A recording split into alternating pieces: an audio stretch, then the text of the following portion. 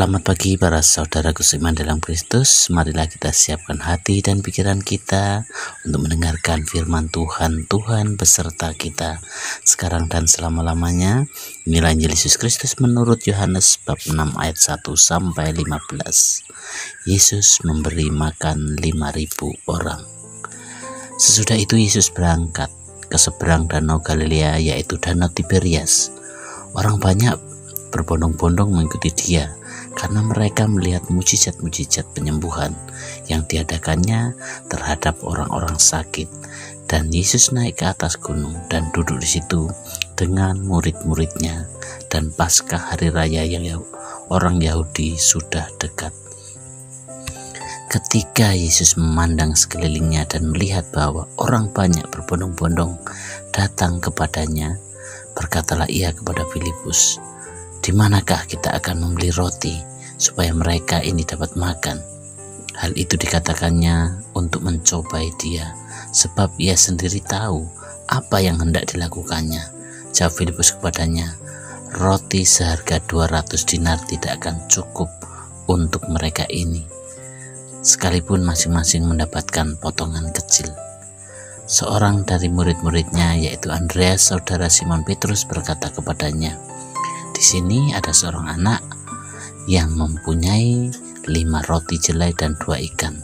Tetapi apakah artinya itu untuk orang sebanyak ini?" Kata Yesus, "Suruhlah orang-orang itu duduk.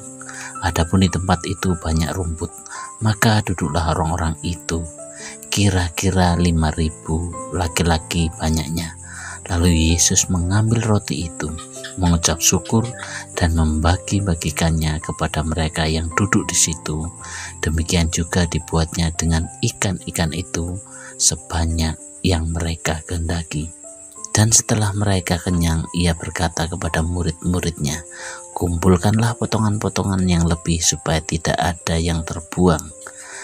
Maka mereka pun mengumpulkannya dan mengisi 12 bakul penuh dengan potongan-potongan dari kelima roti jelai yang lebih setelah orang makan. Ketika orang-orang itu melihat mujizat yang telah diadakannya, mereka berkata, "Dia ini adalah benar-benar nabi yang akan datang ke dalam dunia." Karena Yesus tahu bahwa mereka hendak datang dan hendak membawa dia dengan paksa untuk menjadikan dia raja, ia menyingkir pula ke gunung seorang diri. Demikianlah sabda Tuhan, terpujilah Kristus. Selamat pagi para sahabatku, sahabat suara hati, rekan muda, dan para pendengar dimanapun Anda berada. Kita semua pasti tidak asing dengan peristiwa yang dituliskan oleh Rasul Yohanes, Injil Matius, Markus, ataupun Lukas, tentang Tuhan Yesus memberi makan 5.000 orang dengan menggunakan 5 roti dan 2 ekor ikan. Rasul Yohanes menceritakan, sesudah itu Yesus berangkat ke seberang danau Galilea, yaitu danau Tiberias. Orang banyak berbondong-bondong mengikuti dia karena mereka melihat mujizat-mujizat penyembuhan yang diadakannya terhadap orang-orang sakit. Dan Yesus naik ke atas gunung dan duduk di situ dengan murid-muridnya. Lalu mereka diikuti oleh banyak orang. Di manakah kita akan membeli roti supaya mereka ini dapat makan? Seorang dari murid-muridnya, yaitu Andreas, saudara Simon Petrus, berkata kepadanya, "Di sini ada seorang anak yang mempunyai 5 roti jelai dan 2 ikan. Tetapi apakah artinya itu untuk orang sebanyak ini?" Kata Yesus, "Suruhlah orang-orang itu duduk." Lalu Yesus mengambil roti itu, mengucap syukur dan membagi-bagikannya kepada mereka yang duduk di situ. Demikian juga dibuatnya dengan ikan-ikan itu sebanyak yang mereka kehendaki. Dan setelah mereka kenyang, ia berkata kepada murid-muridnya, "Kumpulkanlah potongan-potongan yang lebih supaya tidak ada yang terbuang." Para sahabatku, saudaraku seiman dalam Kristus, hari-hari kehidupan di dunia ini pasti akan banyak persoalan. Kadangkala persoalan itu datang bertubi-tubi, berbondong-bondong. Belum selesai satu masalah, sudah ada masalah lain lagi. Bila situasi seperti itu terjadi, kita dapat meneladani tindakan Yesus, yakni menyingkir sejenak. Kita pergi menjauhi kerumunan persoalan untuk berdoa kepada Tuhan. Kita mengambil waktu sejenak, mungkin di dalam kamar atau di ruangan lain yang tenang untuk berbincang dengan Tuhan. Terkadang jalan keluarnya dari sebuah persoalan itu sederhana, tetapi kita tidak sadar karena pikiran sudah terlampau penuh dengan kecemasan dan kebingungan. Menyingkir untuk berdoa ialah tindakan yang akan memberi ketentraman bagi jiwa. Pikiran pun terbuka, lalu kita dapat jelas melihat jalan keluar yang Tuhan tunjukkan kepada kita.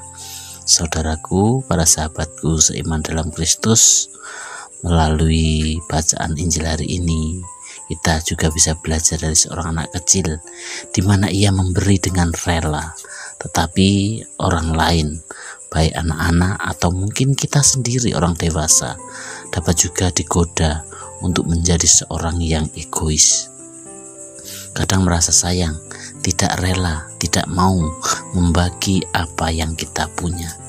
Ada banyak alasan. Salah satunya adalah yang pertama, karena yang kita punya merupakan pemberian dari seorang yang sangat kita hormati. Itu yang pertama. Yang kedua, kita juga tidak mau berbagi sebab yang kita miliki terlalu sedikit untuk dibagikan kepada orang lain. Yang ketiga, kita tidak mau berbagi karena kita merasa yang kita miliki tidak sebagus milik orang lain. Itulah beberapa hal yang mungkin membuat kita semakin egois, menjadi egois, tidak mau berbagi dengan sesama. Saudaraku seiman dalam Kristus, hari ini kita mungkin melihat banyak kerumunan persoalan dalam hidup kita. Ada banyak sekali masalah yang menghantam kehidupan kita. Semua itu muncul perasaan sedih, susah, takut, khawatir. Tetapi diharapkan kita jangan berdiam di tengah kericuhan, perasaan-perasaan negatif. Jangan kita berdiam sendiri, karena semuanya itu tidak ada gunanya. Justru membuat diri kita semakin lemah, merana dan menderita. Untuk itu segeralah mari menyingkir sejenak untuk berbincang dengan Tuhan, berdoa. Marilah kita serahkan setiap persoalan kepada Tuhan. Serahkan kepada Tuhan Yesus apapun yang ada pada kita, maka hati kita akan menjadi tentram. Lalu satu persatu dari persoalan itu akan kita dapatkan jalan keluarnya dari Tuhan. Dan ingat, kita juga tak lupa untuk selalu peduli dengan orang-orang yang tersingkir, yang lemah, dan selalu dengan rela hati untuk mau menolong mereka. Demikianlah permohonan kita hari ini, dan marilah kita akhiri dengan doa. Dalam nama Bapa dan Putra dan Roh Kudus, amin. Bapa dalam surga, puji dan syukur kami haturkan kepadamu atas segala berkat-Mu. Semoga dengan firman-Mu hari ini kami semakin dikuatkan untuk semakin selalu setia dan berpasrah pada kehendak-Mu sendiri. Doa ini kami serahkan kepadamu Tuhan, dengan perantaraan Kristus Tuhan kami. Amin. Dalam nama Bapa dan Putra dan Roh Kudus. Amin.